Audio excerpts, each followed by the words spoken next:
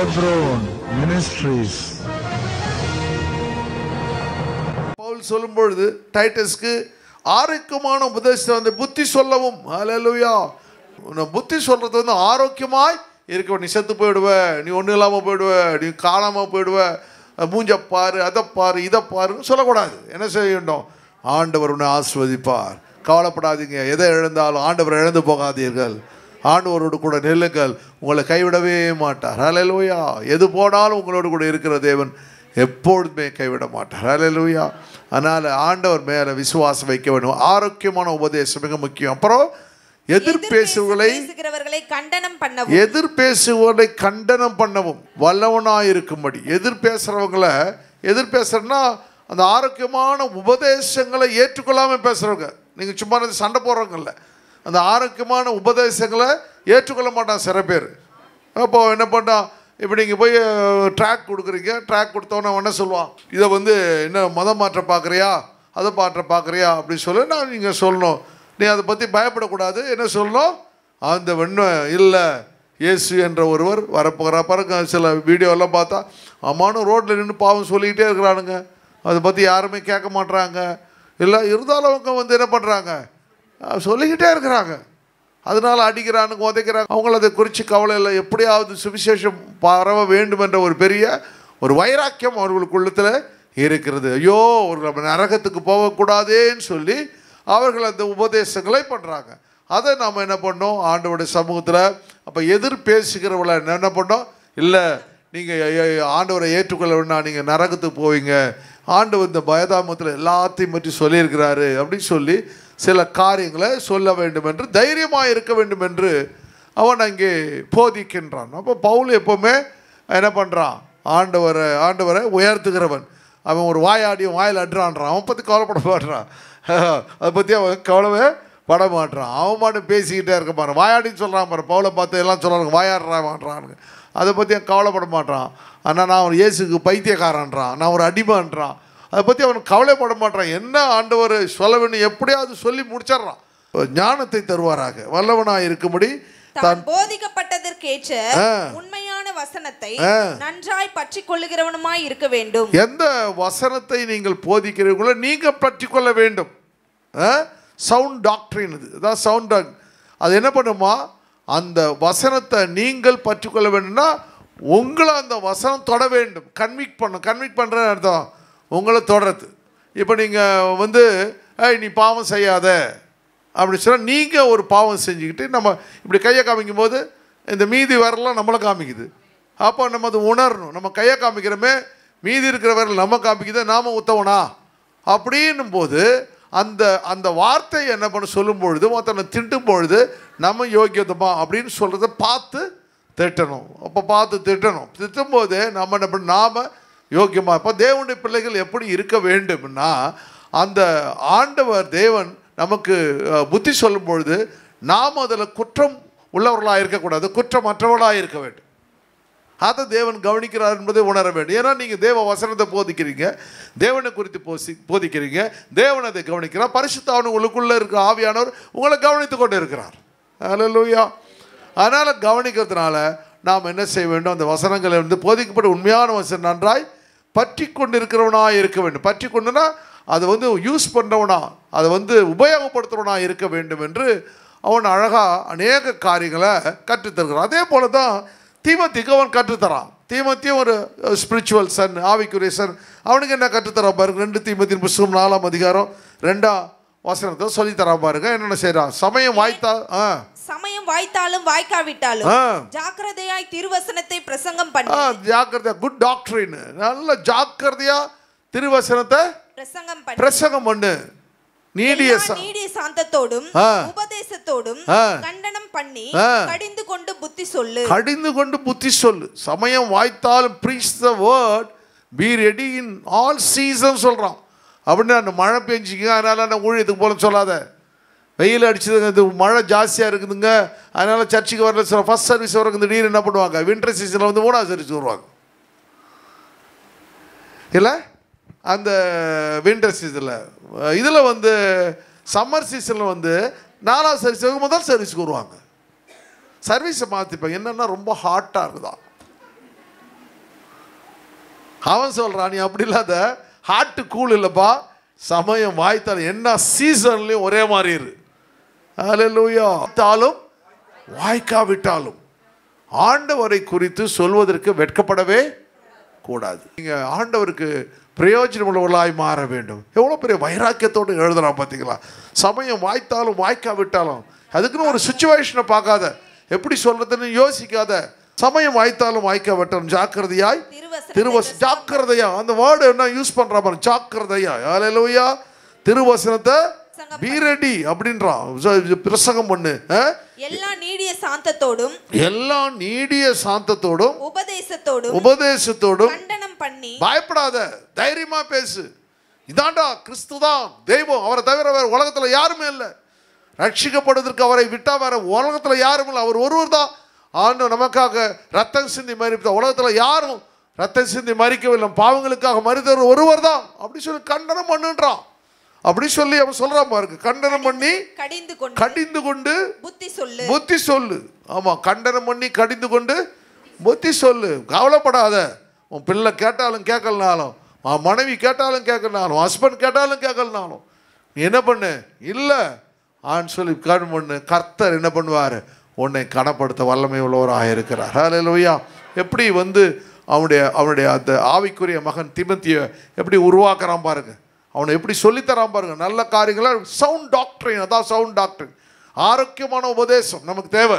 ஒவ்வொருவரும் ஆரோக்கியமான உபதேசத்தை பண்ண வேண்டும். அப்போது மூப்பர்கள் இதை அதிகமாக கவனிக்க வேண்டும். மூப்பர்கள் 50 வயசுக்கு மேலே போனவங்க, நீங்கள் என்ன பண்ணணும், ஆண்டவருக்காக ஊழியம் செய்ய வேண்டும். ஹல்லேலூயா. கர்த்தர் உங்களை நல்லா ஆசீர்வதிச்சிட்டாரு. அதனால் கர்த்தர் இனிமேல் என்ன பண்ணணும், ஆண்டவர் அதிகமாக தேட வேண்டும். எப்போ நம்ம பரலோகம் போகிறது தெரியாது, எப்படி மூட்டை கட்டவேன்னு தெரியாது. அதனால் 50 வயசுக்கு மேலே என்ன பண்ணணும், ஆண்டவருக்காக ஊழியம் செய்யணும். அதிகமாக நேரத்தை அவருக்கு செலவு செய்யணும். என்ன வேலை இருக்குது, அப்படியே போனோமா, வந்தோமா, வீட்டுக்கு போனோமா, கொஞ்சம் நேரம் பைபிள் வாசிச்சோமா, அதில் நேரம் கொஞ்சம் நல்லா ஆண்டவருடைய சமூகத்தில் ஆண்டவருடைய உட்காந்து இப்படி ஜெபம் பண்ணோமா, அழகாக சாப்பிட்டோமா, ஆண்டவருக்கு நேரத்தை தேவையில்லாத வீண் கதைகள்லாம் பேசிட்டு, அந்த அக்காவை பற்றி, இந்த அக்காவை பற்றி, அந்த அண்ணியை பற்றி, இந்த அண்ணியை பற்றி, அந்த மாமாவை பற்றி, இந்த மாமா சித்தப்பன் பெரியவன் இவனெல்லாம் பேசி சண்டை போட்டு நிம்மதியெல்லாம் இருக்கு. நேராக இல்லைப்பா, இது எனக்கு ப்ரேயர் டைம், எனக்கு 9லேருந்து 10 இல்லை 10லேருந்து 11 ஒரு ப்ரேயர் டைமை ஃபிக்ஸ் பண்ணிங்க, போய் உட்காந்துருக்கு அப்படியே பேசாமல். அதுக்கு அந்த டைம் பார்த்தா பிசாசு ஏதாவது நிண்டி விடுவான். நீங்கள் ப்ரேயர் டைம் போகிறதுக்கு முன்னாடி தான் பிசாசு ஏதாவது நிண்டி விட்டு சண்டையை கூப்பிட்டு வருவான். உடனே கட்பட்டு ஓடினு அர்த்தம். பிசாசு வந்துட்டான்டான்னு நினச்சிடும், இறங்கிச்சுடா பிசாசு அப்படின்னு சொல்லிட்டு ஓடி பேசாமல் உட்காந்துடணும். அந்த பிசாசு ஓடிடும், அதுக்கப்புறம் வரவே வராது அந்த பிசாசு. அதனால் என்ன பண்ணோம், ஆண்டவருடைய நேரத்தை ஒரு டைம் ஃபிக்ஸ் பண்ணிங்க. காலையில் ஒரு நேரம், ஈவினிங் ஒரு நேரம். எத்தனை மணிக்கு எழுந்திருக்கீங்களோ, 10 மணிக்கு 11 மணிக்கு ஃபிக்ஸ் பண்ணிங்களேன், அவள் தான். எத்தனை மணிக்கு எழுந்திருக்கீங்களோ பார்த்துங்க, உங்களுக்கு தான் டைம் இல்லை. ஆரோக்கியமான உபதேசம், வாயிலிருந்து ஆரோக்கியமான உபதேசம் வரும். நல்ல கடிந்து கொண்டு புத்தி சொல்வேன், சாந்தத்தோடு புத்தி சொல்வேன், உபதேசம் பண்ணுவேன், பிரசங்கம் பண்ணுவேன். அல்லேலூயா. அப்படி சொல்லிக்கிட்டே இருக்கு. ஆண்டவர் உங்களை ஆசீர்வதிப்பா. 3ஆம் வசனம், ஏனென்றால் அவர்கள் ஆரோக்கியமான உபதேசத்தை பொறுக்க மனதில்லாமல் செவித்துண உள்ளவர்களாகி தங்கள் சுய இச்சைகளுக்கு ஏற்ற போதகங்களை தங்களுக்கு திரளாக சேர்த்து. அந்த நாள்ல பத்தியா தீமோத்தி நாட்கள்ல இதெல்லாம் செய்யறானுங்க பாரு. என்ன பண்றாங்க, பிலீவர்ஸ் என்ன பண்ணுவாங்க, ஒரு சில பாஸ்டர் காணிக்கை கட்டிக்கிட்டே இருப்பான் பாருங்க. இதில் காணிக்கை போடாது. இப்போ நம்ம ஒரு புதுசாக ஒரு என்ன பண்ண போகிறோம், ஒரு இப்போ நோட்டீஸ் அச்சடிக்க போகிறோம், அதில் நீங்கள் ஃபில்லப் பண்ணி கொடுங்க, நம்ம ஒரு இப்படின்னு இதை கேட்பாங்க ஒருத்தவங்க. உடனே பண்ணிங்கன்னா அது காணிக்கை கேட்டாங்கன்னா இன்னொரு சர்ச்சுக்கு போடுவாங்க, காணிக்கை கேட்காத ஒரு சர்ச்சுக்கு போய்டும். ஒருத்தர் பரிசுத்தை பற்றியே பேசுவார், நீ இல்லை நான் பல்லவ போக மாட்டேன், நீ அழிஞ்சு போடுவா அப்படின்னு சொல்லுவார்.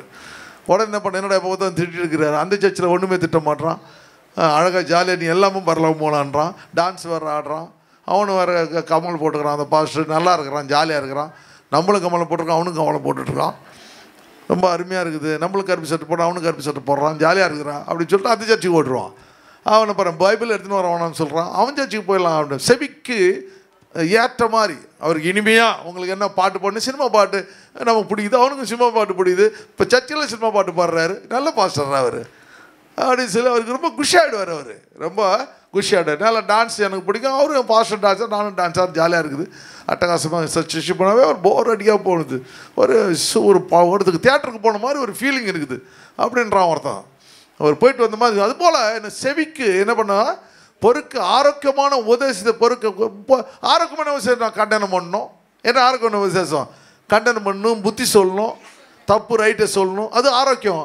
இவன் என்ன பண்ணான்? எல்லாரும் வெரி குட், கவலைப்படாது, தட்டி கொடுப்பாங்க பாருங்கள். அப்படி தட்டி கொடுத்து வளர்க்குது. தட்டி கொடுத்த பிள்ளை ஏதாவது உருப்பிடுமா? ஒன்றும் உருப்பட்டு கிடையாது.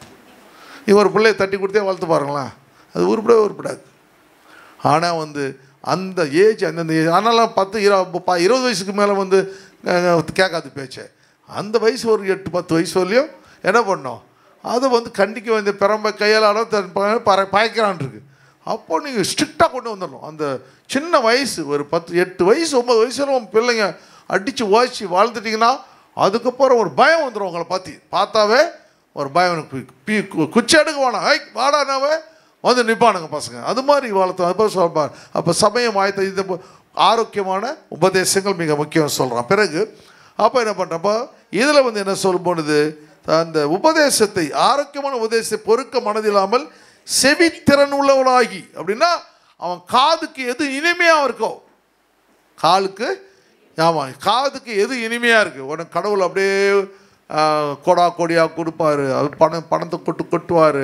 நீ சர்ச்சுக்கு 10 நாள் வந்தால் நீ உனக்கு அது கொடுப்பார், இது கொடுப்பாருன்னு அதிலே வளர்த்துருவான். அதிலே ஆகிட்டு அவன் என்ன பண்ணுவான்? பணம் வரும்னே சர்ச்சுக்கு வர, கடவுளை தேட மாட்டான்.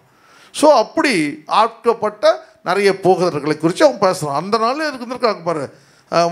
மனதில்லாமல் தங்கள் சுய இச்சைகளுக்கு கேட்டேன்னு சொல்கிறான். சுய இச்சைகள் அவனுக்கு அது பிடிக்குது. பரிசுத்தமாக வாழ அவனுக்கு பிடிக்கல, அசுத்தமாக வாழ பிடிக்குது. அப்படிப்பட்ட போதகரை தேடிப்பான். ஒருத்தருக்கு பணம் பிடிக்கும், ஒருத்தர் பணத்தை பற்றியே பேசுவான். அந்த பாஸ்டர் எப்போ பார்த்தாலும் பணத்தை பற்றி பேசுவான். எப்போ பார்த்தாலும் பணம் ப்ராஸ்பரிட்டி டாக்டர்ன்னு சொல்லுவாங்க.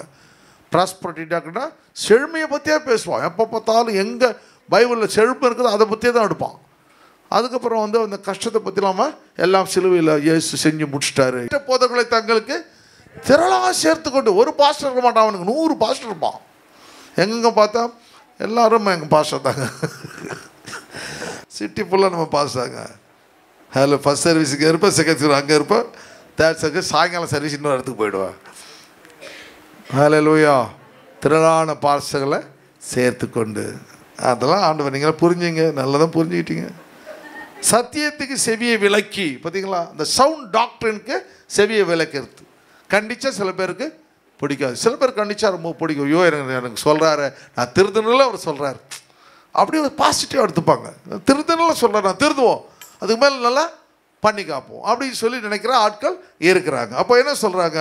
சத்தியத்திற்கு செவியை விலக்கி, turn their ears away from the truth. உண்மைக்கு சத்திய விளக்கம் பிடிக்கும். அப்புறம் கட்டுக்கதைகளுக்கு சாய்ந்து போகும். டெய்லி வசனத்தை பற்றி பேசவே மாட்டான். அப்படியே என்ன பண்ணுவான்? வெறும் கதையாக சொல்லிட்டு இருப்பான். ஆரம்பித்தானா கதை சாயந்தரம் முடிக்கிற வரைக்கும் கதை தான். ஒரே ஒரு வசனத்தை சொல்லிட்டு ஃபுல்லாக கதையாக சொல்லி அவங்களுக்கு ஒரே சந்தோஷமாக. எல்லாருக்குமே கதை பிடிக்குமா? உங்களுக்கு நிறைய பிடிக்குமால்ல?